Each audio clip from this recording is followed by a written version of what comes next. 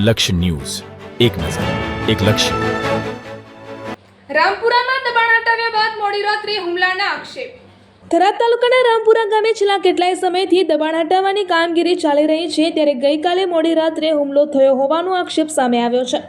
દેવાભાઈ બોચિયાના જણાવ્યા મુજબ રાત્રિના આશરે 12 વાગ્યાના સમયે તેમના ઘર પાસે આવેલા ગેટ આગળ કેટલાક વાહનો અથડાવવામાં આવ્યા હતા અને ત્યારબાદ તેમના ઘર પર પથ્થરમારો કરવામાં આવ્યો હતો.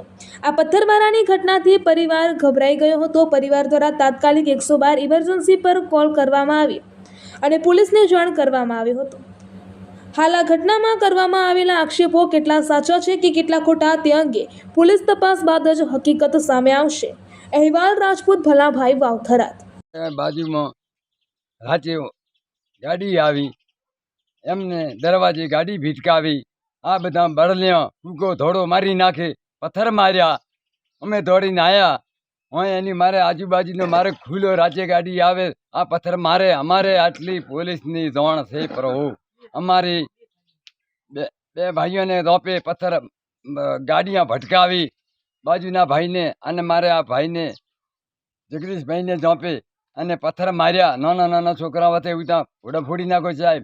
અમે એટલું કીધું. રાતે 12-1ના ટાઈમમાં પોલીસ મંગાવી, પોલીસે આવીને જાણ કરી. અમે તો એટલું કીધું કે અમારે સાહેબ અમારા માટે પોલીસ આવર જાવર જોઈએ, અમને આ રક્ષણ આનું જોઈએ સાહેબ.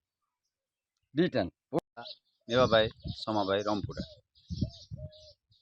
અને અમારે ત્યાં રાત્રે 12:30 વાગે ગાડી આવી અને મારા દરવાજે કડે ભીટકાવી અને અમે જાણ્યું કે ખોદા પડ્યા છે, એટલે અમે ઉઠતામાં ગાડી દિવસમાં મારી અને બાજુવાળા અમારા જગદીશભાઈના ઘરે પથ્થર ફેંક્યા બે, અને જગદીશભાઈને ઘરે પણ દરવાજે ભટકાવી કડીએ અને એમને પણ એમ કરીને અમે રાત્રે બધા બૂમાબૂમ થયા.